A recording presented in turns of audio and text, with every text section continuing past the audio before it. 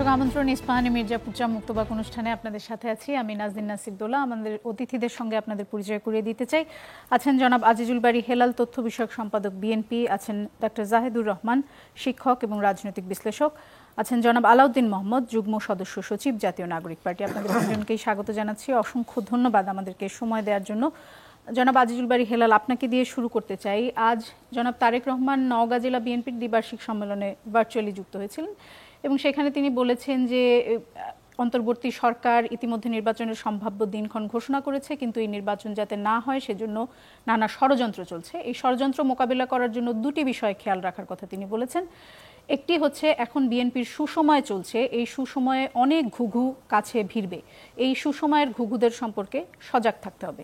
অর্থাৎ তিনি বলেছেন যে বিএনপির এখন সুসময় চলছে, কিন্তু বিএনপির অনেক নেতাদের বয়ানে আমরা শুনি যে বিএনপির এখন খুব কঠিন সময় যাচ্ছে। বিএনপির এখন সুসময় কিনা সেটি নিশ্চয়ই আপনি আমাদেরকে বলবেন। আজ একটি জরিপ প্রকাশ হয়েছে, সেখানে বিএনপির খুব একটা সুসময়ের ইঙ্গিত পাওয়া যাচ্ছে না, কারণ BRAC institute of governance and development একটি জরিপ প্রকাশ করেছে, বিআইজিডি। সেখানে দেখা যায় যে গত বছরের অক্টোবরে কাকে ভোট দিবেন এই সিদ্ধান্ত নিতে পারছিলেন না 38% মানুষ, কিন্তু এবছর সেটি বেড়ে প্রায় 50%-এর কাছাকাছি, 48.50% মানুষ বলছেন কাকে ভোট দেবেন সে বিষয়ে তারা সিদ্ধান্ত নিতে পারছেন না। আর গত বছর যদি আমরা দেখি, বিএনপিকে ভোট দিতে চেয়েছেন এরকম মানুষের সংখ্যা ছিল 16.30%, 16%-এর কিছুটা বেশি। এবছর সেটি কমে হয়েছে 12%। জামাতেরটাও কিছুটা কমেছে, কিন্তু আপনাদের মতো এত কমেনি। জামাতের ছিল 11.30%, সেটি 10%-এর চেয়ে একটু বেশি, 10.40% নেমেছে। এনসিপির সমর্থন কিছুটা বেড়েছে, 2% থেকে তাদের 2.80% হয়েছে। এই যে বিএনপির এই জরিপ অনুযায়ী বলা হচ্ছে যে গত বছরের অক্টোবরে যত মানুষ বিএনপিতে ভোট দিতে চেয়েছে, এবছরে এসে দেখা যাচ্ছে সেটির পরিমাণ কিছুটা কমে এসেছে। এটিকে আপনি কিভাবে দেখেন? জি, ধন্যবাদ। প্রথম বক্তব্যটা হলো যে বিএনপির সুসময় চলছে। এই সুসময় বলতে বোঝানো হচ্ছে যে গত 17 বছর যে দমন পীড়ন নিষ্পেষণের মধ্যে বিএনপি ছিল, পার্টিকুলারলি আমাদের দলটি, সেইখান থেকে আমরা বের হয়ে আসছি, অর্থাৎ ফ্যাসিস্টের পতন হয়েছে। সুতরাং এটা একটা সুসময়। এবং বলা হচ্ছে এই সুসময়ে অনেক অপরচুনিস্ট, ঘুঘু বলতে এখানে আপনি অপরচুনিস্ট মনে করবেন, অপরচুনিস্ট দলের কাছে ঘুরঘুর করবেই, এটা স্বাভাবিক। এইগুলোর থেকে সাবধান এবং চিহ্নিত করা, এইটা একটা। আর জরিপের যে ফলাফল বলছেন, এখন কোন স্যাম্পল, তিনি কীভাবে স্যাম্পলিংটা করলেন এবং ওনারা বলেছেন যে ওনারা টোটাল 5,849 জনের মতামত নিয়েছেন এবং এটি ঢাকা শহর এবং অন্যান্য বড় শহর এবং গ্রামাঞ্চল। সেখানে যে আগে ছিল 16% লোক ভোট দিবে বিএনপিকে, এখন বলছে 12%। এটা একটা স্যাম্পল টেস্টিং। এখন 11 কোটি ভোটের মধ্যে 50,000 লোকের এই সিদ্ধান্তটা পেয়েছে, 5,000। তাহলে এটা আমার মনে হয় এই জরিপটাকে নেগলিজেবল, মানে এই জরিপটাকে নেগলিজেবল হিসেবে ধরে নেওয়া যায়। কিন্তু মূল বক্তব্য হলো যে বাংলাদেশে এখন যে নির্বাচনী আবহাওয়া তৈরি হয়েছে, এই নির্বাচনকে পর্যদুস্ত বা আপনার আনসার্টেনিটি তৈরি করবার জন্য আপনি দেখেন যে 5ই আগস্টের সরকার গঠনের পরে আমরা যখন ধারাবাহিকভাবে ভোট চেয়ে আসছিলাম যে ভোট দিতে হবে, এই ষড়যন্ত্রের ব্যাপারটি না, ষড়যন্ত্র না, আমি বলছি যে আমরা যে ধারাবাহিকভাবে যখন ভোট চাচ্ছিলাম তখন অনেকেই কিন্তু আমাদের উপরে রাগ হয়েছিল, জনগণেরও কিছু অংশ, আবার রাজনৈতিক দলগুলো তো ক্রমাগতভাবে বলছিল বিএনপি ভোট ছাড়া কিছু বোঝে না। কিন্তু আমরা কন্টিনিউয়াসলি কিন্তু এই আমাদের বক্তব্য রেখেছি, সরকারকে প্রশ্ন করেছি যে কেন আপনি দ্রুত ভোট দিবেন না। কিন্তু দেখা গেল যখন সরকার ভোটটি ঘোষণা করলো, তখন এতদিন যারা সরকারকে বলেছিল 5 বছর থাকা উচিত, সরকারের পক্ষে অনেক কথা বলেছিল, তারা দেখি এখন হতাশ। আর আমরা কিন্তু সাধুবাদ জানালাম। ষড়যন্ত্রটা বলেন আর নির্বাচনের অনিশ্চয়তা, মানে এইখানেই বিষয়। কারণ অনেক রাজনৈতিক দল এখন বলছে যে আমরা এইটা কন্ডিশন না হলে ভোটে যাব না। জনাব আজিজুল বারী হেলাল, একটু যদি থামাই, যে বরাবর এই সরকার আসার পর থেকেই একটা অভিযোগ করা হচ্ছিল বা বলা হচ্ছিল, ধারণা করা হচ্ছিল যে সরকারের উপর জামায়াতে ইসলামের প্রভাব বেশি এবং বিএনপির সাথে সরকারের এক ধরনের টানাপোড়েন চলছিল, এই ধরনের একটা বক্তব্য আমরা শুনেছি। হঠাৎ কি হলো যে একই সরকার যখন জুলাই ঘোষণাপত্র প্রকাশ করলো সেখানে দেখা গেল শুধু বিএনপি খুশি, অন্য সব দলগুলো অখুশি। বিএনপির চাওয়ার প্রতিফলন পরিষ্কারভাবেই সেখানে দেখা গেছে এবং নির্বাচনও বিএনপির দাবি অনুযায়ী সেই ফেব্রুয়ারিতেই হচ্ছে। মানে কি এমন হলো যে সরকারের সাথে বিএনপির সম্পর্কে? মেন বক্তব্য হলো যে আমরা চেয়েছিলাম নির্বাচন ফ্রম ডে ওয়ান, মানে এই 8ই আগস্ট সরকার ক্ষমতায় আসার পরে, ইভেন 7ই আগস্ট মনে হয় আমরা পার্টি অফিসের সামনে একটা বড় জনসভাও করেছিলাম। অর্থাৎ from the day one we are demanding to establish a free and fair election, to hold a free and fair election. সেটা কিন্তু আমরা কন্টিনিউয়াসলি চেয়ে আসছি। আমাদের সেই চাওয়াটা ছিল দেশ, জাতি এবং গণতন্ত্র এবং 24-এর গণ অভ্যুত্থানের স্বার্থে। কেন যদি একটা অনির্বাচিত সরকার থাকে তাই 24-এর গণ অভ্যুত্থান বেহাত হয়ে যাবে এবং হয়েও যাচ্ছিল। ইকোনমিক ডিটোরিয়েশন, আপনার সামাজিক বিশৃঙ্খলা, অনেক কথা বলা যায়। সুতরাং আমরা গণতন্ত্রের জন্য, দেশের সাথে আমরা খুশি হয়েছি যে আমরা গণতন্ত্র এস্টাবলিশড হবে, দেশের একটা রাজনৈতিক সরকার দেশ পরিচালনা করবে। অতএব ষড়যন্ত্রকারীদের মুখ তখন বন্ধ হবে, ষড়যন্ত্রকারীদের পরাস্ত করা সোজা হবে। কিন্তু অন্য দল যারা সরকারকে এতদিন প্যাম্পারিং করে আসছিল যে আপনি 5 বছর থাকেন, আপনার এইটা করতে হবে, সেইটা করতে হবে, না এখন তো ফেব্রুয়ারিতে তারা সরকারের প্রতি হতাশ। তার মানে কি? তার মানে দেখেন যে আমরা যে কথাটা বলছি যে নির্বাচন নিয়ে একটা আনসার্টেনিটি ছিল, ধোঁয়াশা ছিল, সেটা তো এখন পরিষ্কার হলো যে অন্য রাজনৈতিক দলগুলো নির্বাচনটাকে ঠেকিয়ে অর্থাৎ রেখে তাদের নিজেদের শক্তি সঞ্চয় করবার জন্য। আমি আসলে আমার প্রশ্নটার উত্তরটা যদি একটু দেন আপনি। আমি সেটা বলছি, আমরা চেয়েছি নির্বাচন হোক, হ্যাঁ, এবং সরকার সে দাবিটা মেনে নিল। দেখলাম আমরা অনেক সরকারের মধ্যে অনেকগুলো ডেডলাইন দিচ্ছিল যে প্রথমে বললেন ওনারা ডিসেম্বর থেকে জুন, তারপর ফেব্রুয়ারি, আবার ফেব্রুয়ারি থেকে জুন, এপ্রিল, এরকম নানা ধরনের ডেডলাইন পাচ্ছিলাম। তারপর এসে বিএনপি যেটি চেয়েছে সেই প্রতিফলনটাই আমরা দেখলাম। সেটির পেছনে কারণটা কি? যদি মানে সেটির পেছনের কারণটা কি, মানে আপনি নির্বাচন আমাদের দাবি, জনগণের তো দাবি। আপনি একটা গণ অভ্যুত্থানের পরে সরকারের কাজটা কি? নির্বাচন অনুষ্ঠান করে, এটি তো সরকারের কাজ। সেই নির্বাচনটা নিয়ে একটা ধোঁয়াশা সৃষ্টি হলো, সেটা যখন কেটে গেল আমরা নিশ্চয়ই সরকারকে সাধুবাদ জানাবো। এইটাই কারণ যে নির্বাচন যেহেতু হচ্ছে এবং নির্বাচনের যে প্রিকন্ডিশন, সংস্কার, বিচার, এইগুলোর বিষয়ে কিন্তু দীর্ঘ 2 মাস ধরে আমার জবাব আমি পেয়েছি। আপনি বলেছেন এটা জনগণের দাবি, সেজন্যই সরকার এটি মেনে নিয়েছে। ডক্টর জাহিদুর রহমান, আপনার কাছে যেতে চাই।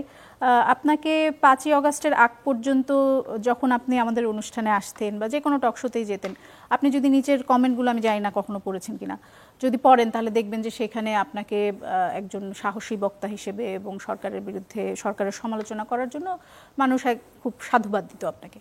কিন্তু এখন সম্প্রতি দেখা গেছে যে আপনার সাথে যদি বিএনপির আরেকজন নেতা থাকে, তাহলে অনেক সময় আমাদের কমেন্টে শুনতে হয় যে বিএনপির থেকে আমরা দুজনকে কেন ডেকেছি।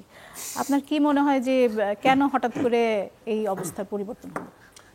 খুবই ইন্টারেস্টিং প্রশ্ন। এটা আমি নিজেও খেয়াল করেছি। আমি আমার ব্যক্তিগত চ্যানেলের কমেন্টও এটা খেয়াল করেছি। এটা সঠিক তারা যেভাবে বলছেন। কেন এটা হলো, মানে ধরুন আমি একজন অ্যানালিস্ট, কিন্তু আমার আবার অ্যাক্টিভিস্টও। আমি আমার একটা পলিটিক্যাল ইডিওলজি আমি একদম স্পষ্টভাবে ঘোষণা করেছি। সেটা হচ্ছে আমি একজন সেন্ট্রিস্ট মানুষ। আমি আসলে একজন, মানে আমার পলিটিক্যাল ইডিওলজি, আমি মোটা দাগে আমি একজন সোশ্যাল ডেমোক্র্যাট বলতে আমাকে আমি পছন্দ করি। এখন যেটা দাঁড়িয়েছে বাংলাদেশে বা পৃথিবীর কোনোখানে, আইডেন্টিটি পলিটিক্সের বিরুদ্ধে আমার খুব শক্ত অবস্থান আছে। সেটা হিন্দুত্ববাদী পলিটিক্স যদি হয় সেটা। আমি ভারতের বিজেপির রাজনীতির বিরুদ্ধে খুব কঠোর কথা বলেছি। শুধু সেটা না, এক্সক্লুশন করে এরকম আইডেন্টিটি, যেমন বাঙালি জাতীয়তাবাদ, এটাও কিন্তু এক্সক্লুড করে, কারণ আমাদের এই মাটির সবাই বাঙালি না।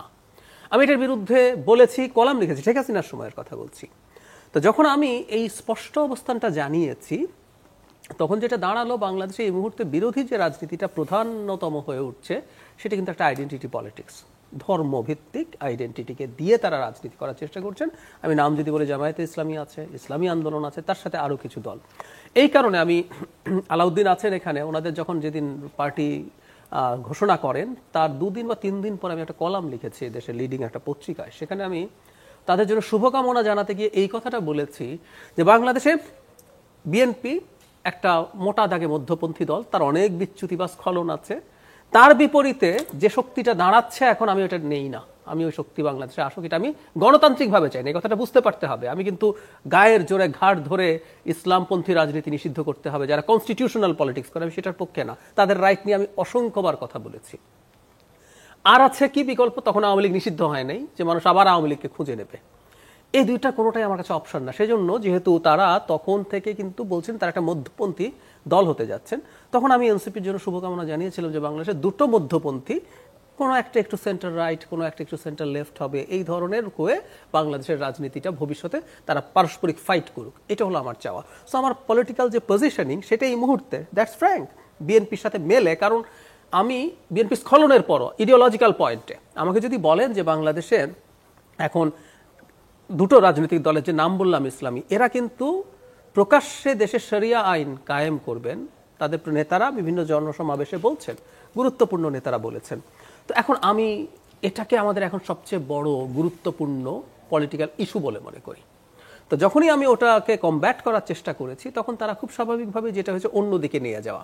খেয়াল করবেন একটা ইন্টারেস্টিং জিনিস, আমি যখন কোনো বক্তব্য দেই সেটাকে ক্রিটিক না করে, আমরা একটা গণতান্ত্রিক সমাজে চাই যে ক্রিটিক করা হোক, আমি যা বলছি এটা ভুল কিনা না করে, ওই যে ট্যাগিং, তো বিএনপি, তুমি বিএনপির দালাল, দুজন বিএনপি চলে এসছে, এই যে বলা হচ্ছে ট্যাগ করা হচ্ছে, কারণ তারা মনে করেন এই ট্যাগ করার মাধ্যমে কাউকে থামিয়ে দেওয়া যেতে পারে।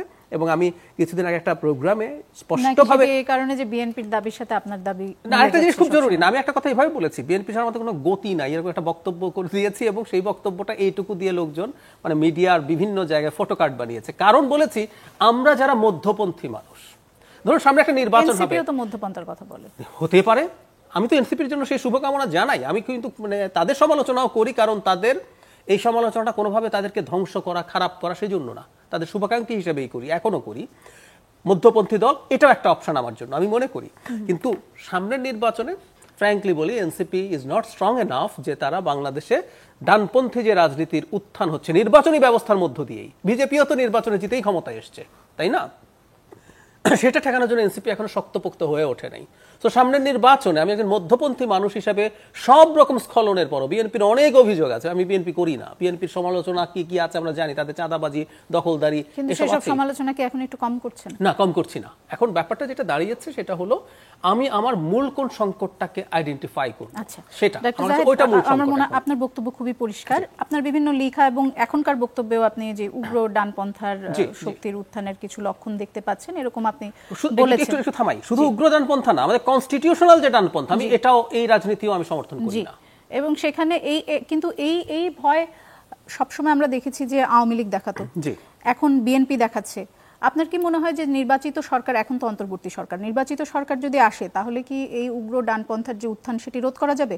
সেটি কি পদ্ধতিতে হবে? আওয়ামী লীগ যে পদ্ধতিতে করেছে সেই পদ্ধতিতে? একদমই না। আপনি চমৎকার একটা কথা বলেছেন, আওয়ামী লীগও এই জুজুর ভয় দেখিয়ে মানবাধিকার লঙ্ঘনের একটা টুল এটাকে করেছে।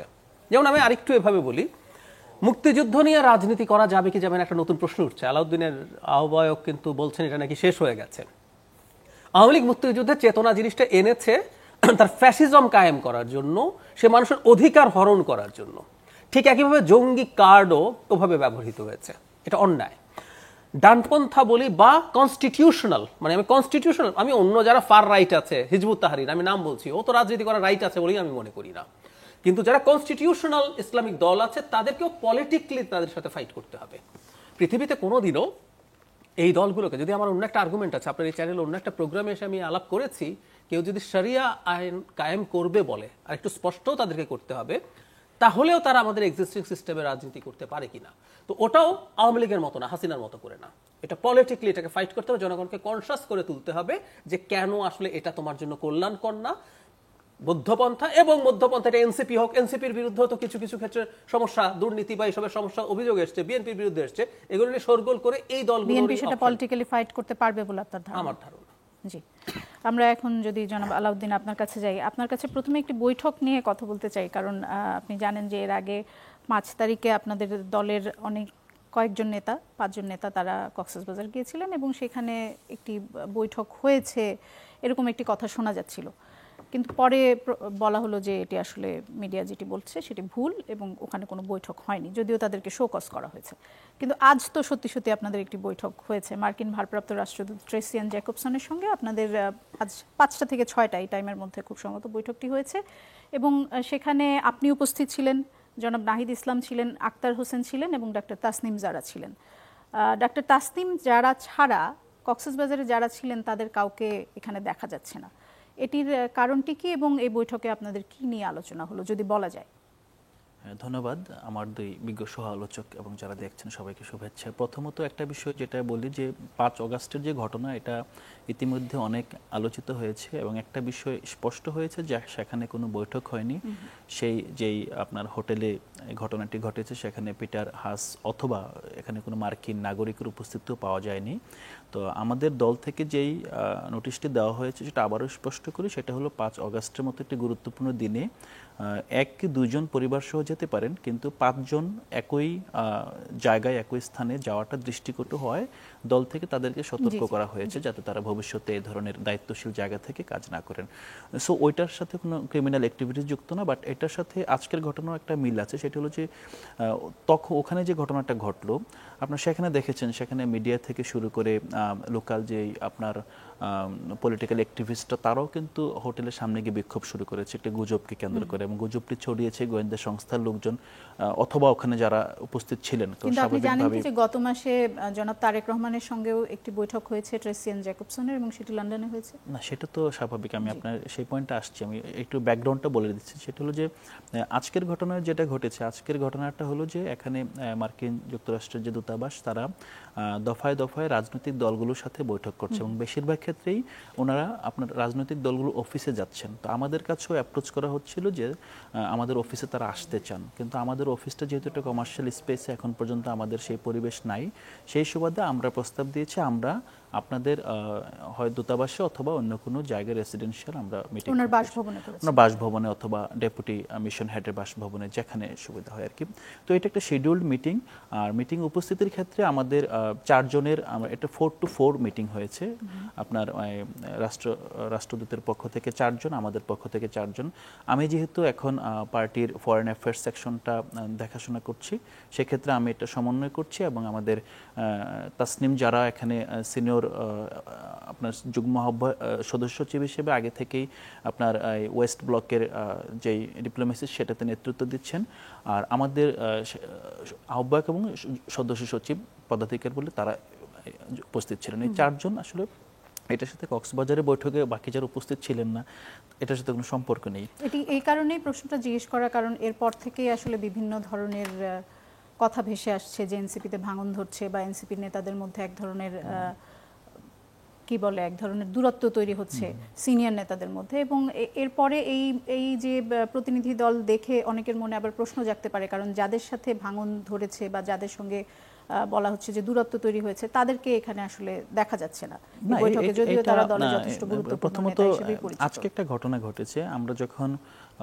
আপনার রাষ্ট্রদূতের বাসার সামনে অপেক্ষা করছিলাম গাড়ির জন্য উবার কল করে, ওখানকার একটা ছোট্ট ফটো দূর থেকে উঠানো হয়েছে এবং একটি আপনার শীর্ষ দৈনিক ওই ফটো দিয়ে আপনার ফটো কার্ড করে নিউজ করেছে যে এনসিপি নেতারা ঘন্টার পর ঘন্টা দূতাবাসে বৈঠক করছেন।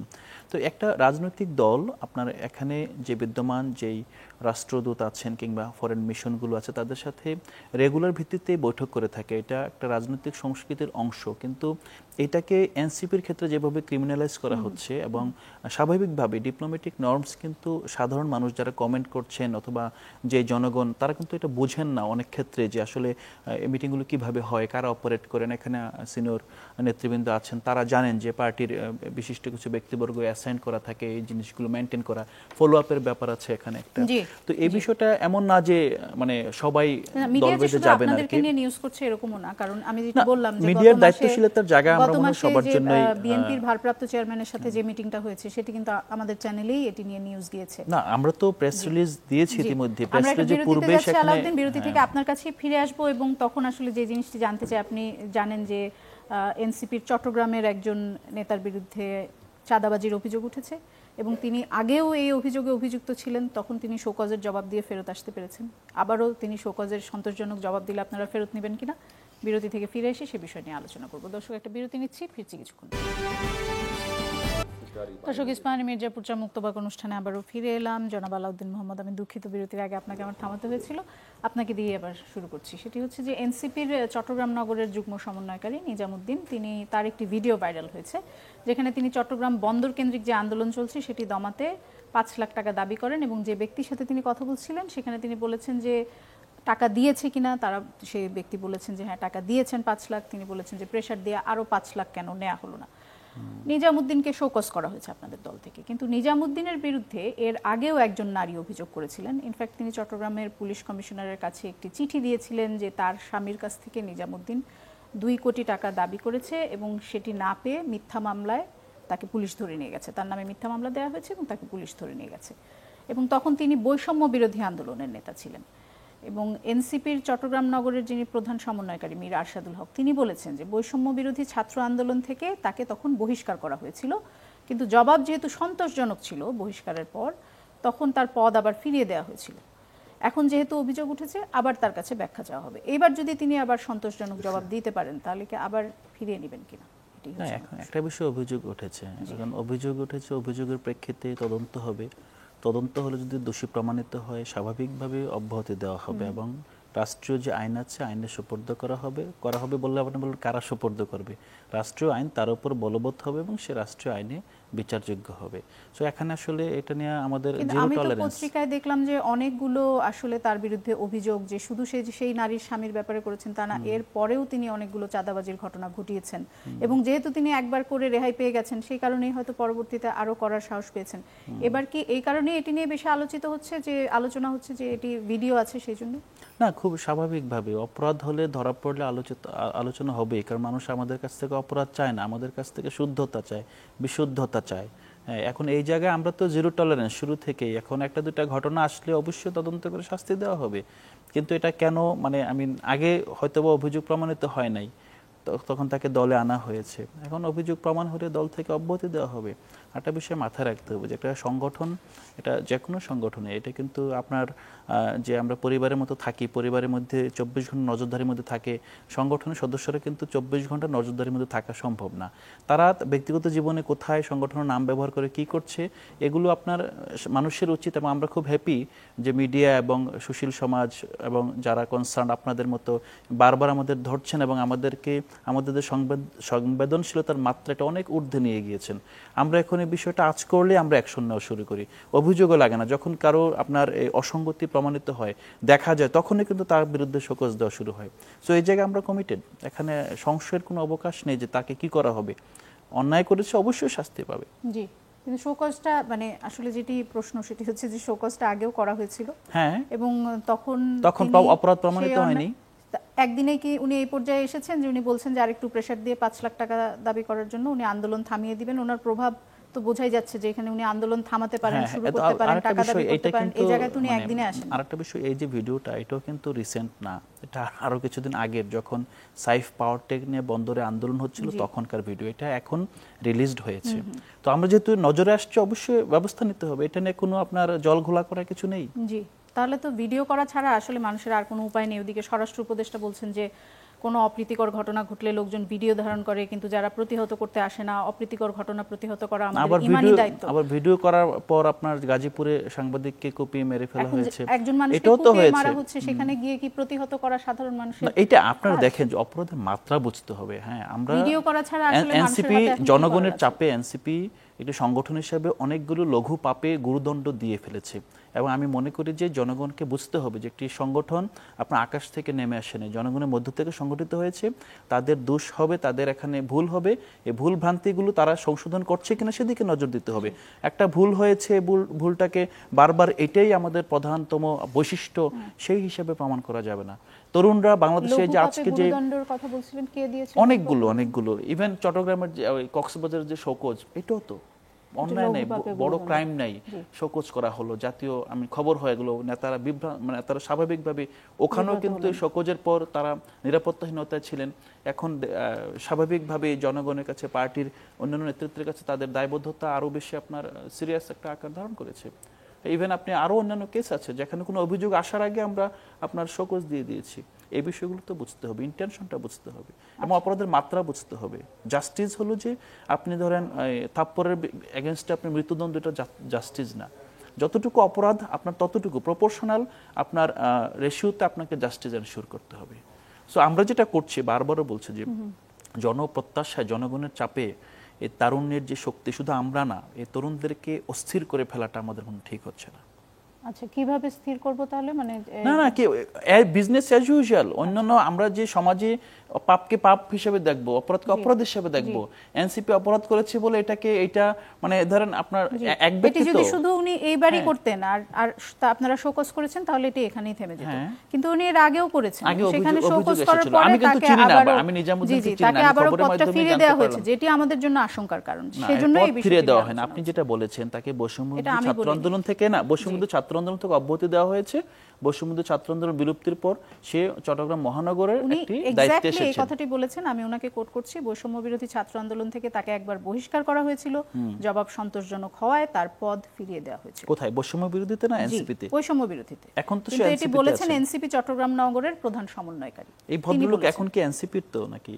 এই ভদ্রলোক যিনি আপনার চাঁদা চেয়েছেন তিনিও এনসিপির, এবং যিনি এই বক্তব্যটি দিয়েছেন তিনিও এনসিপির। তিনি এনসিপি চট্টগ্রাম নগরের প্রধান সমন্বয়কারী। বৈষম্যবিরোধী ছাত্র আন্দোলনের ঘটনাটা ওইটা তো এনসিপির না, ওইটা জুরিসডিকশন এনসিপি না, ওটা শোকজ এনসিপি করে। কিন্তু তারপরে তাকে বৈষম্যবিরোধী ছাত্র আন্দোলনের থেকে আপনারা এনসিপিতে রিক্রুট করেছেন, তাকে দলীয় পদ দিয়েছেন। দেওয়ার আগে কি আপনারা রেকর্ড চেক করবেন না যে তার নামে চাঁদাবাজির অভিযোগ আছে? অভিযোগ তো প্রত্যাখ্যাত হয়েছে, প্রমাণিত হয়নি। কিভাবে প্রমাণিত হয়নি? অভিযোগ প্রমাণিত হয়নি। অভিযোগ প্রমাণিত হলে সে শাস্তি পেত। আচ্ছা, যেহেতু তিনি শাস্তি পাননি সেজন্য আমাদের ধরে নিতে হবে আপনি প্রতিটা অভিযোগের জন্য কি আপনি শাস্তি দিবেন? অভিযোগ আসবে, অভিযোগ প্রমাণ হবে, সিম্পল। আচ্ছা আলাউদ্দিন, অসংখ্য ধন্যবাদ আপনাকে। জনাব আজিজুল বারী হেলাল, আবার আপনার কাছে যেতে চাই। শনিবার জনাব মির্জা আব্বাস বলেছেন, যেটি নিয়ে আসলে আমরা গতকালও আলোচনা করেছি, যে শেখ হাসিনা দেশের 12টা বাজিয়েছে আর এই সরকার 24টা বাজায় দিছে। এছাড়া অবসরপ্রাপ্ত মেজর হাফিজ উদ্দিন তিনিও বলেছেন যে দেশটা মগের মুল্লুক হয়ে গেছে। তাহলে বিএনপি নেতারা কি পক্ষান্তরে এটি বলছেন যে আগেই ভালো ছিলাম আওয়ামী লীগের আমলে? না, দেখেন, এটা হলো যে বিএনপি একটা ডেমোক্রেটিক পার্টি, এখানে আপনার বাক স্বাধীনতা আছে। সবাই বিএনপির সব নেতারা একই সুরে বক্তব্য দেবে, তাই তো? তাহলে এটা বিএনপির বক্তব্য না? না না না, তা বলছি না। অর্থাৎ বিএনপির মির্জা আব্বাস ভাই যেটা বলেছেন যে 12টা বাজিয়েছে, এই সরকার 24টা বাজিয়েছে। 24টা যে বাজিয়েছে কি বাজিয়েছে না, পত্রপত্রিকায় বিভিন্ন রিপোর্ট ছাপা হয়েছে, এই সরকারের উপদেষ্টাদের দুর্নীতি অনেক কিছু ছাপানো হয়েছে। সেইটার বেসিসে তিনি বলছেন যে সরকার 24। আবার মেজর হাফিজ ভাই যেটা বলছেন যে মগের মুল্লুক, দ্যাট মিনস মবের মুল্লুক, এই মবটাকে আর কি উনি মগ বলছে। এটা তো সত্য কথা। এখানে তো একটা মবক্রেসি তৈরি হয়েছে, মানে ইন লিউ অফ ডেমোক্রেসি। সেখানে তো মবক্রেসিটা তৈরি হয়েছে, মাস্তান্তরটা তৈরি হয়েছে। আবার আমরা কিন্তু এই সরকারের যে 365 দিন গেল বা 1 বছর গেল, এইটাকে আমরা কিন্তু অনেকে বলছি যে একটা ডিভাস্টেটেড ইকোনমিক্স, একটা আপনার আইন শৃঙ্খলা রক্ষা একদম ধ্বংস হয়ে গেছিল গত 17 বছর শেখ হাসিনা। অর্থাৎ এই সরকার উত্তরাধিকার সূত্রে কিছু একদম একটা জিরো ইকোনমিক্স, একটা জিরো আইন শৃঙ্খলা পেয়েছিল। তার উপর দাঁড়িয়ে তাকে কাজ করতে হয়েছে। আমরা এই বক্তব্য দিচ্ছি, তাই না? অর্থাৎ সরকার যে এরকম একটা ফ্রাজাইল কন্ডিশন থেকে এখনও দেশের যেমন আপনার রিজার্ভ বাড়ছে, তারপরে আপনি মনে করেন যে আমাদের মূল যে পলিটিক্যাল যে আনসার্টিনিটি তৈরি হয়েছিল, সেই আনসার্টিনিটির মধ্যে আলোর রেখা পড়েছে যে সামনে নির্বাচন হতে যাচ্ছে এবং বাংলাদেশের গণতন্ত্র প্রতিষ্ঠিত, এইসব কথা বলছি। সুতরাং আমাদের দলের ভিতর যে এরকম সরকারকে নিয়ে বা ইকোনমিক্স নিয়ে বা সরকারের আইন শৃঙ্খলা নিয়ে বিভিন্ন রকম বক্তব্য, এটা তো ডেমোক্রেসির বিউটি, এটা হতেই হবে, তাই তো? বিএনপি কে আগে থেকে এসব বক্তব্য দিচ্ছে যেন নির্বাচনের পরে যদি বিএনপি না, আমরা তো নির্বাচনের আগেও দেখেন বলতে পারে যে আমরা এত খারাপ একটি অবস্থা উত্তরাধিকার সূত্রে পেয়েছি, সেই জন্যই আসলে ঠিক করতে অনেক বেশি সময় লেগে যাচ্ছে, যেটা আওয়ামী লীগের আমলে আমরা 16 বছর এটা পলিটিক্যাল বয়ানে থাকবেই, বুঝছেন? গত এই 12 বছরে আমরা যে অবস্থায় এসেছি, এই 12 মাসে, সেইখান থেকে আমাদের শুরু করতে হবে। আবার এই 12 মাসের পিছনে একটা অন্ধকারের জগৎ আছে, তাই না? এইটা আমাদের বলতে হবে। আমি বলছি যে বিএনপি দেখেন প্রথম থেকেই সরকারকে কোশ্চেন করে আসতেছে যে আপনি বিনিয়োগ নিয়ে লাফালাফি করছেন, বিনিয়োগ তো হবে না দেশে, কারণ পলিটিক্যাল স্টেবিলিটি যদি না হয় বিনিয়োগ হবে না। আপনি বলছেন যে আপনি 5 বছর ক্ষমতায় থাকবেন, আপনি তো চালাতে পারছেন না দেশটা, আপনি উইক সরকার, আমরা বলে আসছি। আমরা এমনও বলছি যে আপনি যে ঐক্যমতের কমিশনটা করলেন, সেই ঐক্যমত কমিশনের বক্তব্য যদি হয় আগামী সরকারটা দুর্বল হবে, তাহলে তো আমরা সেটা মানব না। এবং যে সমস্ত জিনিস আমরা ইমপ্লিমেন্ট করতে পারবো না রাষ্ট্রের সাথে, জনগণের সাথে, আমাদের পার্টির যে ভিউজগুলো আছে, কর্মসূচিগুলো আছে, তার সাথে সাংঘর্ষিক কোনো কিছু আমরা বাস্তবায়ন করতে পারবো না। এই জন্য আমরা ডিবেট চালিয়ে গেছি আপনার ঐক্যমত কমিশনের কাছে। এই জন্য কিন্তু ঐক্যমত কমিশনে অনেকে বিরক্তিও প্রকাশ করেছে, জনগণের কিছু অংশ বিরক্তি প্রকাশ করেছে, বিএনপি শুধু নির্বাচন, অর্থাৎ আমরা দেশের স্বার্থে, জনগণের স্বার্থে যেটা করা প্রয়োজন এবং যেটা করতে পারবো আমরা সেটা মিন করি। এবং কোনটি যে দেশের স্বার্থ, কোনটি দলের স্বার্থ, সেটি নিয়ে বিতর্ক হতে পারে, আমরা সেই বিতর্কে আজ যাচ্ছি না। দলের স্বার্থটা কিন্তু দেশের স্বার্থ, দল এমন কোন নিয়ম, দলের স্বার্থ দেশের স্বার্থ হবে, এটা একটা ডিবেট। আমি এই ডিবেটে অংশগ্রহণ করতে চাই। দল যে প্রোগ্রামসটা দেয় সেটা দেশের স্বার্থে দেয়, দল যে প্রোগ্রামস দেয় এটা কি দেশের স্বার্থে দেয় না নাকি দলের স্বার্থে দেয়? জনাব আজিজুল বারী হেলাল অনেক সময় দলের স্বার্থে দেয়। দলের স্বার্থটা মানে তো দেশের স্বার্থ না, দলের স্বার্থ মানে দেশের স্বার্থ কেন না? দলের দলের স্বার্থ সেটি দেশের স্বার্থ। আবার দলটা কি আমরা ওইদিকে না যাই, আমরা ওইদিকে না যাই। জনাব আজিজুল বারী হেলাল, আমরা একটু জরিপের প্রসঙ্গে ফেরত আসতে চাই। সেটি হচ্ছে যে আপনি বিরতির আগে বলেছিলেন যে সরকার যে নির্বাচনের দাবি মেনে নিয়েছে, এটির একটি কারণ হচ্ছে যে এটি জনগণের দাবি। আমি যে জরিপটির কথা বলছিলাম সেখানে মানুষ 51% মানুষ বলেছেন যে তারা ভালোভাবে সংস্কার করে তারপরে নির্বাচন চান, কিন্তু মাত্র 25% মানুষ আবার 2026-এর ডিসেম্বর বা তারপরে নির্বাচন চেয়েছেন, বাকিরা কিন্তু আগেই নির্বাচন চেয়েছেন। তো সেদিক থেকে আপনার কথা ঠিক আছে যে বেশিরভাগ মানুষ আসলে নির্বাচন চায় সময় মতো। কিন্তু এদিক থেকে আবার এটিও ঠিক যে 51% মানুষ কিন্তু ভালোভাবে সংস্কার করে তারপরে নির্বাচনের পক্ষপাতী, এবং তার মধ্যে সবচেয়ে বেশি সংস্কার হিসেবে তারা বুঝিয়েছে আইন শৃঙ্খলার উন্নতি চান তারা। আর কিছু জরুরি সংস্কার করে নির্বাচন চান 17%, আর একেবারেই সংস্কার বাদ দিয়ে নির্বাচন চান 14%। অর্থাৎ দেখা যাচ্ছে বেশিরভাগ মানুষ সংস্কার করে নির্বাচন চান। আরেকটি বিষয় দেখা যায়, যদি একটু আপনার দৃষ্টি আকর্ষণ করি, সেটি হচ্ছে যে 27 বছরের নিচে যাদের বয়স, এই জরিপে যারা অংশগ্রহণ করেছেন, তাদের মধ্যে দেখা গেছে বিএনপির চেয়ে বেশি সংখ্যক মানুষ জামায়াতকে ভোট দিতে চায়। তারপর 32% মানুষ, এরপরে এই যে ব্যাপারটা আসলে খুবই ইন্টারেস্টিং, কারণ 28 থেকে 35 বছর, 27 বছরের নিচে যারা, তাদের মধ্যে বেশিরভাগ জামায়াতকে ভোট দিতে চায়। 28 থেকে 35 যারা, তাদের মধ্যে বিএনপি জামাত সমান জনপ্রিয়, 28 থেকে 35। আর 50-এর উপরে গিয়ে বিএনপি বেশি জনপ্রিয়। বিএনপি কি তাহলে তরুণদের মন বুঝতে ব্যর্থ হচ্ছে? এটা আপনার জরিপের ফলাফলে তো তাই, মানে আপনি যে জরিপের রিপোর্টটা পেশ করলেন, এখন এই জরিপটা কোন মতলব থেকে, কোন বিবেচনা থেকে, স্যাম্পলিংটা কিভাবে করা হয়েছে, তার যেভাবেই করা হোক আপনার মতামত এইটাই আসছে, তাই না? এখন আমার নিজের দৃষ্টিভঙ্গিতে মনে হয় যে 27% লোক, অর্থাৎ তরুণ যারা বিলো 27 ইয়ার্স ওল্ড, তারা যে জামাতে ভোট দিবে, এটা যদি জামাত যদি এটাকে মনে প্রাণে ধারণ করে, তাই তো ভোট নিয়ে তার হতাশা প্রকাশ করা উচিত না। কারণ আপনি বলছেন না যে এত % লোক সংস্কার হোক তারপরে নির্বাচন, তো দেখেন লজিক্যালি কিন্তু এটা হয় না। কোনো সংস্কার একটা কন্টিনিউয়াস প্রসেস। কেউ যদি বলে সব সংস্কার শেষ করব তারপরে নির্বাচন, অত % লোক নাকি বলছে, তারা বলছে এটা ঠিক, তার ভিউজ মতো অনুযায়ী সে বলছে, কিন্তু যারা পলিটিক্যাল বিশেষজ্ঞ, যারা রাষ্ট্র পরিচালনা করে বা রাজনীতি, তারা কি লজিক্যালি এটা মনে করে? আমি কি মনে করি যে সব সংস্কার শেষ হবে তারপরে নির্বাচন? তাহলে সংস্কার জীবনও শেষ হবে, কারণ এটা তো কন্টিনিউয়াস প্রসেস। আজকে যে সংস্কারটা হলো কালকে তার উপযোগিতা হারালে ওই সংস্কার থাকবে না, যেহেতু সংস্কারের রিলেটিভ টার্ম। সেই জন্যই বলছি যে জরিপের ফলাফল দিয়ে আপনি গোটা সমাজ ব্যবস্থাকে হয়তো আপনি একটা ধারণা করতেই পারেন, কিন্তু এই ধারণাটা যে সঠিক তা কিন্তু না। কারণ জামাতে ইসলামকে তরুণ ভোটাররা ভোট দিতে চায় যেই কথাটা বলছেন, তাহলে দেখা যাচ্ছে আরেকটা জরিপ যদি করা হয় ওই মতলববাজি করে, দেখা যাচ্ছে সেখানে বলছে যে আমরা 5000 পিপুলসের, এটা দেখা যাচ্ছে 5000 লোকের 4000 বলছে আমরা এনসিপিকে ভোট দেবো, কেউ বলছে 5000-এর মধ্যে 5000 বিএনপিকে ভোট দেবো। জরিপগুলো তো এরকম ভাবে হয়, কিন্তু 50-এর উপরে যারা, তারা তো আবার বিএনপিকে প্রেফার করছে না। এই জন্য আমি বলছি 28 থেকে 35 বিএনপি জামাত সমান জনপ্রিয়। এটা ঠিক আছে, আপনার একটা জরিপ, কিন্তু এইটাই যে একদম নিশ্চিত বাংলাদেশের ভবিষ্যৎ গন্তব্য যেমন ওই জায়গায় বেশিরভাগ লোক বলছে সংস্কার শেষ করে নির্বাচন। এটা কি লজিক? এটা রেশনাল কোনো কথা হলো?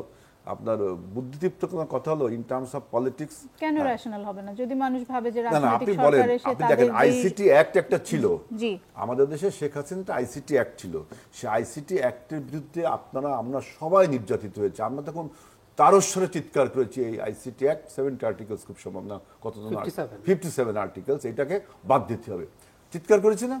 কিন্তু আজকের দিনে এসে আবার দেখেন, যখন আবার এই আইসিটির এই বিভিন্ন জিনিস নিয়ে সরকারের কে বিভিন্ন বেকায়দায় ফেলানো হচ্ছে, হাসিনা আপনার ভারতে বসে বিভিন্ন রকম বয়ান তৈরি করছে, আবার এআই জেনারেটেড কিছু জিনিস হচ্ছে। এখন কিন্তু এই আইসিটি অ্যাক্টের না হলেও কোনো একটা আইন করার প্রয়োজন হচ্ছে, তাই না?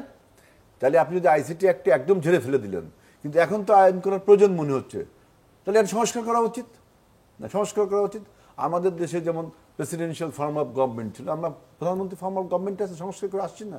আবার এখন যদি কখনো দেখা যায় যে না আমরা ওই ফর্মে ফিরে যাব, অর্থাৎ আমি বলতে চাচ্ছি সংস্কার একটা রিলেটিভ টার্ম, আপেক্ষিক ব্যাপার। এইটা একদম অ্যাবসুলেট কোনো ব্যাপার না যে এইটাই সংস্কার, তাই না? আপনারা প্রধানমন্ত্রীর মেয়াদ মাত্র 2 বছর থাকবে, পৃথিবীর কোথাও নেই, আমরা মেনে নিছি না? আবার যখন আপনারাই যখন জনগণ মনে করবে যে না প্রধানমন্ত্রীর মেয়াদটা বাড়ানো উচিত, তখন সেটা চেঞ্জ করতে হবে। টোটাল সংস্কার শেষ হবে কবে? যেদিন পৃথিবী ধ্বংস হয়ে যাবে সেদিন টোটাল সংস্কার শেষ হবে, তাই না? সংস্কার তো এমনই একটা জিনিস না। ওনারা আসলে এটি বলেননি। ওনারা বলেছেন যে মানুষ ভালোভাবে সংস্কার করে নির্বাচন চান, কিন্তু তারা আবার সময় মতোই নির্বাচন চেয়েছেন। এমন না যে তারা অনেক, সেটা তো বলছি যে দেরিতে নির্বাচন 12 মাসের এবং সংস্কার বলতে আসলে যে সংসদীয় পদ্ধতিগুলো নিয়ে বেশি আলোচনা হয়েছে সেগুলো কিন্তু আবার এই জরিপে উঠে আসে। এখানে মানুষ আইন শৃঙ্খলার উন্নতির কথা বলেছে, এখানে মানুষ আইন বিচার ব্যবস্থার উন্নতির কথা বলেছে। আমি একটু বলি, দেখেন যদি আমাদের দেশে মূল সমস্যাটা কি, আমাদের দেশে মূল সমস্যা হলো প্রতি 5 বছর অন্তর অন্তর আমরা নেতা পরিবর্তন করতে পারি না। এইখানে যদি সংস্কার হয়, নির্বাচন ব্যবস্থা অর্থাৎ ফ্রি ফেয়ার ইলেকশনটা প্রতি 5 বছর পর পর যা জনগণ নিরাপত্তায় ভোট দিতে পারে, এই সংস্কারটা যদি হয়, দেখবেন বাংলাদেশে অনেক সংস্কার এমনিতেই সমাধান হয়ে যাবে। প্রথম সংস্কার যেটা দরকার নির্বাচনী সংস্কার। সেই গত 12 মাসে নির্বাচনকে একটা ফ্রি অ্যান্ড ফেয়ার এবং ক্রেডিবল করার জন্য যে সমস্ত প্রস্তাব রাখা হয়েছে, সেই প্রস্তাব অনুযায়ী তো নির্বাচনটা হবে।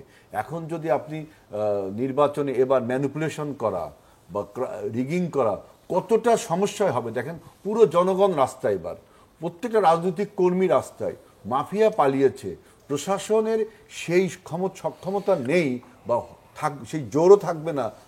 রাজনৈতিক কর্মী এবং জনগণ যদি মাঠে থাকে, তাহলে কিন্তু নির্বাচনের লেভেল প্লেইং ফিল্ড, এখানে সরকার নিজেও নির্বাচন করছে না, সুতরাং লেভেল প্লেইং ফিল্ডের কোনো সমস্যা নেই। আমরা আসলে অন্য প্রসঙ্গে চলে যাচ্ছি। ডক্টর জাহিদ, এই যে জরিপের যে বিষয়টি, যে বয়স সীমার কথা আমি বলছিলাম, 27 বছরের নিচে দেখা যাচ্ছে যে তারা বেশিরভাগ জামাতে ভোট দিতে যাচ্ছেন। এই জরিপের ফলাফল অনুযায়ী 28 থেকে 35 জামাত বিএনপি সমান সমান জনপ্রিয়, 50-এর বেশি বয়সীদের মধ্যে বিএনপি বেশি জনপ্রিয়। আপনার কি মনে হয় যে জরিপের ফলাফল তেমন বেশি গুরুত্ব সহকারে নেওয়ার দরকার নেই? আচ্ছা, একটা জিনিস স্যাম্পলিং নিয়ে কথা আসলো, মানে যে প্রতিষ্ঠানটা এই জরিপ করেছে তারা জরিপ কিভাবে করতে হয় তারা তা জানেন, এবং বাংলাদেশের মানুষের রিয়াল পিকচার যথেষ্ট ভালো স্যাম্পলিং যদি করা যায়, 5800 যে sample size is good enough, এটা দিয়ে পারা যাবে, এবং তারা ঠিকমতো স্যাম্পলিং করেছেও। কিন্তু আমার অন্য একটা কনফিউশন আছে, মানে আমাদের দেশের মানুষজন জরিপে সঠিকভাবে কথা বলে কিনা, সঠিক তথ্য দেয় কিনা। জরিপে তো ওইটাও একটা গুরুত্বপূর্ণ ফ্যাক্টর। ওনারা সবই ঠিকঠাক করলেন, কিন্তু তথ্যগুলো ঠিকঠাক মতো আসলো না। কারণ আমি না খুব সারপ্রাইজড হয়েছি, মানে সত্যিকার অর্থে আগামী নির্বাচনে আমাদের আসলে এটা দেখার কৌতূহলই থাকবে। বিএনপি আর জামায়াতে ইসলাম এই মুহূর্তে ভোটের পার্সেন্টেজে প্রায় সমান, কিন্তু আমি এই যে গ্রুপের কথায় পরে আসছি, প্রায় সমান হচ্ছে। আবার দেখুন, জামায়াতে ইসলামী প্রপোর্শনাল রিপ্রেজেন্টেশন চাই লোয়ার হাউসে। তার মানে জামাত কি বুঝতে পারছে খেয়াল করুন, তাদেরও হয়তো কোনো সার্ভে বা তাদের নিজস্ব কোনো আন্ডারস্ট্যান্ডিং আছে। তারা জানে যে এক্সিস্টিং সিস্টেমে ইলেকশন হলে তারা যা সিট পাবে প্রপোর্শনাল রিপ্রেজেন্টেশনে তার চেয়ে বেশি পাবে, ইজন্ট ইট? ওনারা যে রীতিমতো এখন আন্দোলনে নামবেন বলছেন, অথচ লোয়ার হাউসে প্রপোর্শনাল রিপ্রেজেন্টেশনের পরামর্শ বা সুপারিশ আমাদের কনস্টিটিউশন রিফর্মস কমিশনেও ছিল না, ঐক্যমত্য কমিশনেও ছিল না। তো তাহলে জামাত নিজে বুঝতে পারছে যে তার অবস্থা এত ভালো না, রাদার তারা যদি এই ধরনের একটা ব্যবস্থায় যায় তাদের জন্য ভালো হবে। এটা হলো এক। দ্বিতীয় হচ্ছে, আমি ঠিক ডেটা কতটুকুতে কি দাঁড়াচ্ছে তা না, আমি এটাই মোটামুটি একমত যে কম বয়সীদের মধ্যে জামাতের অ্যাক্সেস বা জামাতের অ্যাকসেপ্টেন্স বাড়ছে। এখন এটা বিএনপির চাইতে বেশি হয়ে গেছে কিনা এটা নিয়েও আমার কনফিউশন আছে। কেন বাড়ছে? বাড়ছে দুটো কারণে। একটা হলো দীর্ঘদিন মানে আওয়ামী লীগের শাসনামলটা যখন ছিল, বিএনপি রাজনীতি করেছে, এবং বিএনপি যখন রাজনীতি করেছে বিশেষ করে ইয়াংরা ছাত্র দলকে দেখার চেষ্টা করে। ছাত্র দল শিক্ষা প্রতিষ্ঠানগুলোতে ছাত্র দল আসলে খুব অ্যাক্টিভলি কাজ করতে পারে নাই, কারণ সে প্রকাশ্যে কাজ করেছে। ছাত্র শিবির নানা ফর্মে, আমি এক গ্রুপ তো আওয়ামী লীগে গেছে সেটার কথা বলছি না, তারা কিন্তু তাদের পরিচয় হাইড করেও নানা রকম সংগঠন, তারা একটু বলে রাখা দরকার, জামায়াতে ইসলামী কিন্তু একসময় একটা বিপ্লবী দল হতে চেয়েছিল। তারা একসময় বিপ্লব বিপ্লব ইসলামী বিপ্লবের স্লোগান দিতেন। আমি নিজে আমার কলেজ লাইফে, আমি যে কলেজে এইচএসসিতে পড়েছি সেই কলেজে ছাত্র শিবির আমি একদম খুব কাছ থেকে দেখেছি, আমার কানে শোনা আছে ওই স্লোগান। তো ওই ফলে তাদের কিভাবে এই প্রতিকূল পরিবেশে সার্ভাইভ করতে হয়, কিভাবে টিকে থাকতে হয়, এগুলো তারা শিখেছেন। এই থাকার কারণে তাদের এক ধরনের কর্মসূচি কিন্তু চলেছে ইয়াংদের মধ্যে, এবং তাদের ছাত্র শিবির পাড়ায় পাড়ায় কিছু তরুণদের সাথে কাজ করার চেষ্টা করেন, যে এখানে হয়তো পলিটিক্সের কথাও বলেন না, তাদেরকে নানান রকম সেবা দেওয়ার চেষ্টা করেন, এরকম নানান কিছু। ওই সময়টা তারা হয়তো সহজে ক্রিয়াশীল থাকতে পেরেছেন। ছাত্রদল সেই তুলনায় যেহেতু তারা প্রকাশ্যভাবে রাজনীতি করতে গেছে, ছাত্রদল খুব ভালো ক্রিয়াশীল থাকতে পারে নাই, এটা একটা কারণ হতে পারে। জামাতের যে দুর্নীতি বিরোধী অবস্থান খুব স্পষ্ট, তারা যেমন কয়েকদিন আগে যে সমাবেশ করলেন সেখানে তারা সেটি বারবার বলেছেন, এবং আপনার কি মনে হয় যে মানুষ এটি বিশ্বাস করে যে জামাত আসলে দল হিসেবে সৎ হবে? মানুষের মধ্যে মোটা দাগে এই ধরনের একটা পারসেপশন আছে। এখানে একটা জিনিস একটু বলে ফেলি, আলাউদ্দিন একটা কথা বলেছিলাম, এটা নিয়ে মন্তব্য করতে চেয়েছি যে আমাদের সাথে যোগ করে, মানে এনসিপির অপরাধ বেশি অপরাধ কিনা, আমার কাছে বেশি অপরাধ মনে হয়। একই অপরাধ বিএনপি করা, আবার অনেকে লিখে দেবেন যে আমি বিএনপি দালাল হয়ে গেছি, একই অপরাধ বিএনপি করা, এনসিপি করা আর জামায়াত করা কিন্তু একই না। একটা উদাহরণ দিই, রাজশাহীতে কিছুদিন আগে একটা পুলিশের তালিকা এসেছে চাঁদাবাজের 100 জনের বেশি, এর মধ্যে 40-এর বেশি বিএনপি, 6 জন জামাত আছে। এই 6 জন জামাত কিন্তু খুবই, আমি মনে করি, সিরিয়াস আলোচনার দাবি রাখে, কারণ কোন দল তার ব্র্যান্ডিং কি করে, দ্যাট ইজ ভেরি ইম্পর্টেন্ট। জামাতের ব্র্যান্ডিং তো বিএনপি করে দেয়নি, আপনি আমিও করে দেননি। উনি বলেছেন উনি সৎলোকের শাসন চান, দ্যাট ইজ জামাতস ব্র্যান্ডিং। সো 6 জনও যখন এটা করে, দ্যাটস এ প্রবলেম। একই জিনিস এনসিপির ক্ষেত্রে, ওনারা নয়া বন্দোবস্তের কথা বলেন, নতুন রাজনীতির কথা বলেন, তারা অন্য দলের চাঁদাবাজির সমালোচনা করেন, চাঁদা কোথায় তোলা হয়, কোথায় বকরা যায়, এসব নিয়ে তাদের রাজনীতি করছেন যখন, তাদের না এই জায়গাগুলোতে অ্যালার্ট বেশি হতে হবে। সেই জন্য পলিটিক্সে অন্তত, কোর্টে গেলে অপরাধ সমান, কিন্তু পলিটিক্সের পারসেপশনে কিন্তু এই অপরাধটা রোজ বেড়ে যায়। বিএনপির যে সর্বোচ্চ নাম্বার এসেছে সেটিতে কি সেটি সমস্যা নেই, সমস্যা নেই, না সমস্যা নেই, সমস্যা নেই। আমি আরেকটু উদাহরণ দিই, খোলা কিন্তু জরিপ তো বলছে যে বিএনপির জনপ্রিয়তা গত বছর, আমি জরিপটা খুব রিলাই করছি, একটা উদাহরণ দিই পারসেপশন কিভাবে কাজ করে। হ্যাঁ, খুব তাড়াতাড়ি। যারা ক্লিনটনের যখন একটা কেলেঙ্কারি বেরোলো, ক্লিনটনের খুব বড় সমস্যা হলো মলিকা লিয়ালেসকের সাথে, খুব সমস্যা হলো। আমেরিকার লোকজন ক্লিনটনকে একদম যে কি হয়ে গেল, আমেরিকান সোসাইটিতে এগুলো নেই তা না, কিন্তু ক্লিনটন এটা করলো। ডোনাল্ড ট্রাম্পের সাথেও একজন প্রাপ্তবয়স্কদের ছবির অভিনেত্রীর একটা কেলেঙ্কারি ফাঁস হলো, ট্রাম্পের কিছু হয় নাই, কিচ্ছু হয় নাই, তার ভোটার বেস, তার সমর্থকরা খুশি, তার কোনো সমস্যা নেই, কারণ হচ্ছে পারসেপশন। আমি ক্লিনটনের কাছে এটা এক্সপেক্ট করি না, কিন্তু আমি ট্রাম্প এরকমই আমি জানি, সো ট্রাম্পেরটা সমস্যা হয়। বিএনপি কে সবাই দুর্নীতিবাজ হিসেবে জানে? হ্যাঁ, বিএনপি বা আওয়ামী লীগ এই দুটো দল স্বাভাবিক অবস্থায়ও তাদের একটা অংশের মধ্যে এই ধরনের প্রবণতা থাকবে, আছে, এটা কিন্তু মানুষ জানে এবং মেনে নিয়েই তারা ভোট যখন দেয়, মেনে নিয়েই ভোট। একদম ছোট করে ডাক্তার জাহেদ, একটা বিষয়ে একটা খবরের আপনার কাছে প্রতিক্রিয়া জানতে চাই। সেটি হচ্ছে যে প্রধান উপদেষ্টার প্রেস সচিব শফিকুল আলম তিনি বলেছেন বর্তমানে আওয়ামী লীগের কার্যক্রম নিষিদ্ধ রয়েছে। 15ই আগস্ট শেখ মুজিবুর রহমানের হত্যাকাণ্ড হয়েছে, এটি দুঃখজনক, তবে এই দিনটি আগস্টের অন্য 31 দিনের মতোই। কেউ ধানমন্ডিতে বা কোথাও কর্মসূচি করতে গেলে তাদের বিরুদ্ধে আইন অনুযায়ী ব্যবস্থা নেওয়া হবে। আওয়ামী লীগ তো কিছু করতে পারবে না, কারণ প্রশাসনিক আদেশ দিয়ে সেটি নিষিদ্ধ করা হয়েছে, কিন্তু অন্য কেউ যদি কিছু করতে চায় বা সেখানে শ্রদ্ধা নিবেদন করতে চায়, সেটি কিভাবে আইন অনুযায়ী? আমি একেবারেই এটার কোনো যুক্তি আছে, মানে একটা জিনিস এই প্রেস সচিবকে বুঝতে হবে, একটা স্টেট আইন দিয়ে চলে, তাহলে একটা আইন তৈরি করতে হবে। আমি তার আগে একটু যাই, আওয়ামী লীগ নিষিদ্ধ হওয়ার আগে আওয়ামী লীগ লিফলেট বিলি করছিল, তখন উনি এই সাংবাদিক সম্মেলন করে বলেছিলেন, তখন আমি এটা নিয়ে প্রশ্ন তুলেছি, উনি বলেছেন লিফলেট বিলি করলেই গ্রেফতার হবে। মাই কোয়েশ্চেন ওয়াজ কেন গ্রেফতার হবে? যেমন এখন আওয়ামী লীগের কর্মসূচি নিয়ে যে আইন হয়েছে সন্ত্রাস দমন আইনে যোগ করে, এখন আপনি বলতে পারেন। সো 15ই আগস্টে কেউ যদি করে, বা আওয়ামী লীগ না অন্য কেউ, আমি আপনার সাথে একমত যে অন্য কেউ যদি করে, অন্য কোনো জায়গায় যদি করে, এটা পালন করা যাবে না, এটা বলাটা অত্যন্ত স্বৈরতান্ত্রিক মন্তব্য হয়। এটা নিয়ে কোনো রকম, আমরা তো টলারেন্সের কথা বলছি, এই বক্তব্য কি সেটির সাথে যায় না? একদমই যায় না, একদমই যায় না। এবং আবারও বলছি, প্রেস সচিবের বুঝতে হবে একটা স্টেট আইন এবং বিধিবিধান, প্রয়োজন একটা আইন তৈরি করেন, একটা অর্ডিন্যান্স তৈরি করতে বেশি সময় লাগে না, যে শেখ মুজিবুর রহমানের এই যে 15ই আগস্টে তার সপরিবারে নিহত হওয়ার ঘটনায় কোনো রকম কোনো আনুষ্ঠানিকতা করা যাবে না, এটা একটা আইন করে। এই আইন নিয়ে বিতর্ক হতে পারে, কিন্তু আপনি যখন আইনের ভিত্তিতে করবেন তখন অন্তত বলতে পারবেন যে আপনি আইন ফলো করেছেন। যেমন ধরুন বিশেষ ক্ষমতা আইন, এটা নিয়ে সমালোচনা আছে, কিন্তু আপনি যখন বিশেষ ক্ষমতা আইনেও কাউকে গ্রেফতার করছেন, আপনি অন্তত কোর্টকে বলতে পারেন আমি একটা আইন ফলো করে কাজটা করেছি, ওটা সমালোচনা আছে। তো ঠিক একইভাবে আপনি একটা আইন টাইন করে এগুলো করেন। এইভাবে জবরদস্তি করে যদি বলা হয় যে এটি কেউ পালন করতে পারবে না, সেটির ফলাফল কি হবে? খুব খারাপ হবে। বাংলাদেশকে নিয়ে আমরা যখন এই ধরনের কাজ করতে যাব, তখন আলটিমেটলি যেটা দাঁড়াবে আমাদের মেসেজ যাওয়া। আমরা তো শেখ হাসিনার বিরুদ্ধে দাঁড়িয়ে তাকে লড়াই করে পরাজিত করেছি, কারণ আমরা চেয়েছি বাংলাদেশ একটা নিয়মতান্ত্রিকতার মধ্যে যাবে, আইনের মধ্যে যাবে, এবং আমি পছন্দ করি না এমন কিছু যদি কেউ আইন না ভেঙে করে, ওটার সাথে টলারেন্স আমার থাকতে হবে। এটাই তো শিক্ষা ছিল, কিন্তু সেটা না হওয়া। অসংখ্য ধন্যবাদ আপনাদের তিনজনকে। দর্শক, আমাদের আজকের অনুষ্ঠান এখানে শেষ হচ্ছে। আগামীকাল রাত 11:30টায় আবারও কথা হবে নতুন কোনো বিষয় নিয়ে।